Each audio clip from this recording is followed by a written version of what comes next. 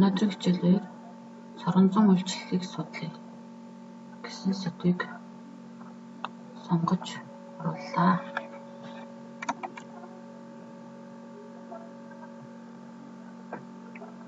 За хичээлийн явцад баг санамсаргүй байдлаар түлхүүрээ савтаа усан дотор унгажээ.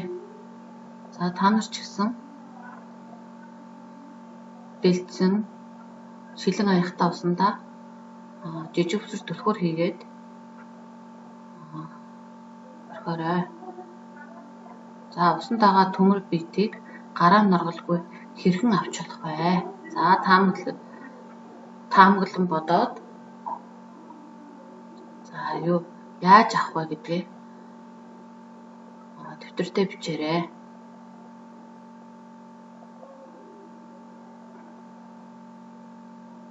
За өнөөдрийн хичээлээс үүнийг мэдэж авцгаая гээд хичээлийн алхмуудыг танилцуулнаа. За нэгдүгээрт нь таамаглал төвшүүлнэ, хоёрт нь туршилт хийн, гуравт нь туршилтын үр дүн ярилцсан, дөрөвт нь таны мэдлэгийн санаг, таны мэдхийн асуулт хариулт мэдэж авна, дүгнэлт гарганаа. За туршилт 1. За ширээн дээрээ цаас хавчаар соронзон 3 бэлдэж тавьсан байгаа.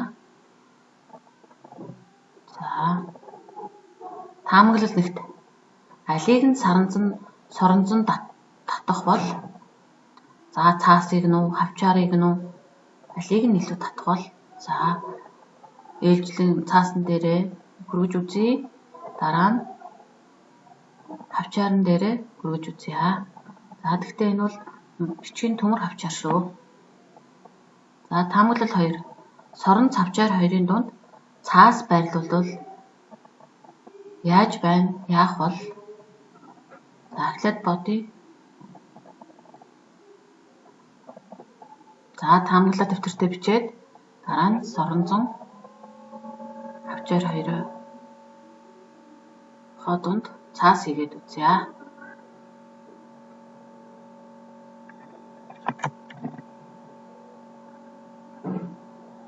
За туршилт 1-ийн үргэлжлэл. Цаас хавчаар хоёрын алийг нь соронзон татаж байна вэ?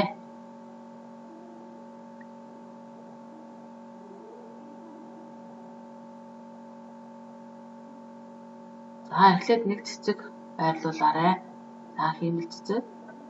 Хавчаарыг хажуу тийш болон доош харуулаарай.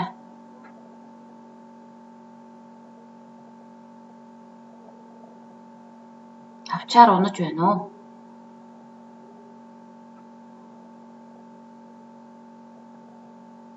За дараа нь цэцгээ нэмж 3 давхарлан туршилтаа хийгээрэй.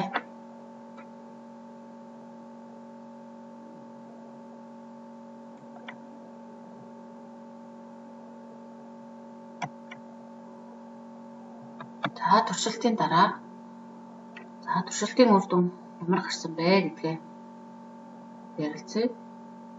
За бас тэгээд дэвтэртээ бичье. Соронзон хавчаар хоёрын дунд соронзон татагдахгүй зүйл байрлуулсан ч соронзон төмөр хавчаарыг татсан.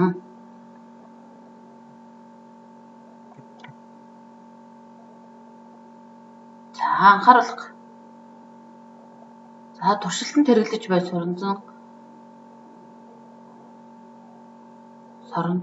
соронзон чанараас хамаарч туршилтын үр дүн өөрч гарч болзошгүйг анхаараарай. За 2 соронзон ажиглаарай.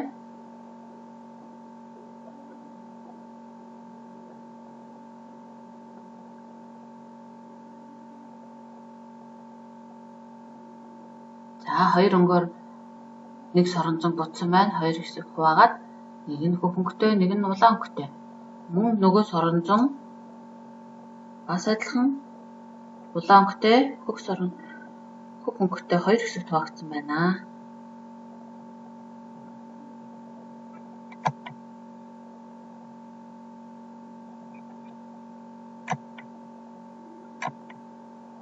За таны мэдлэгийн санал.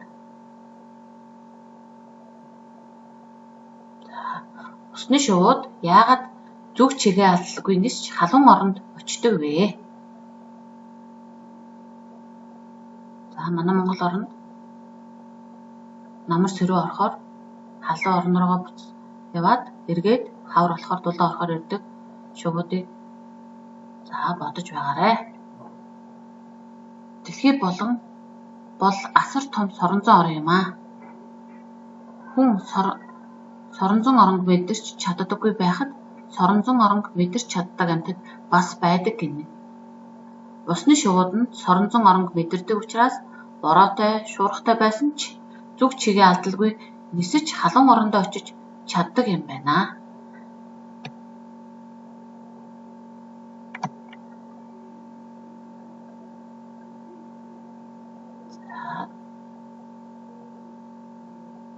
За туршилт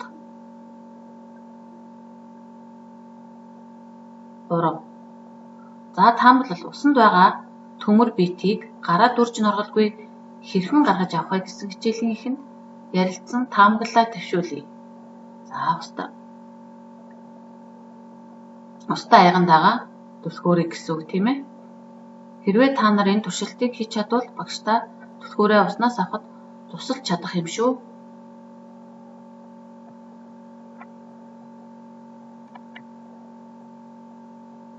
За туршилт 3-ын үргэлжлэл. За устай савн дотор бичгийн хавчаар төмөр хавчаар гэсэн үг хийж соронзыг усанд дүрхгүйгээр ойртуулж үзье. Соронзон усан дотор байгаа төмөр хавчаарыг татаж чадах уу?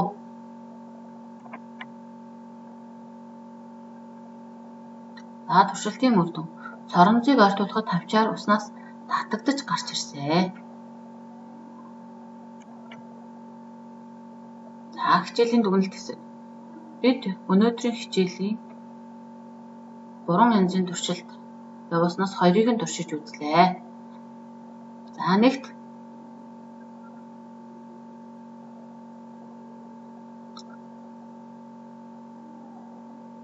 соронд цаасыг нэвтлэлж үйлчилсэн. За нөгөө хавчаарыг соронз маань татсан гэсэн үг. За хоёрт нь соронз усыг нэвтлэлж бас үйлчилж байна гэсэн дүгнэлтүүд гарч ирж байна.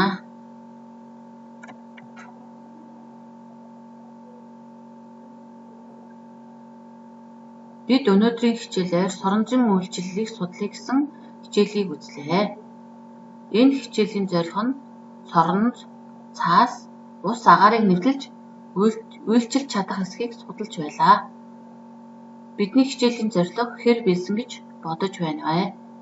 Биелсэн гэж бодож байгаа сурагчид босоод халгай 3-тай ташаарай.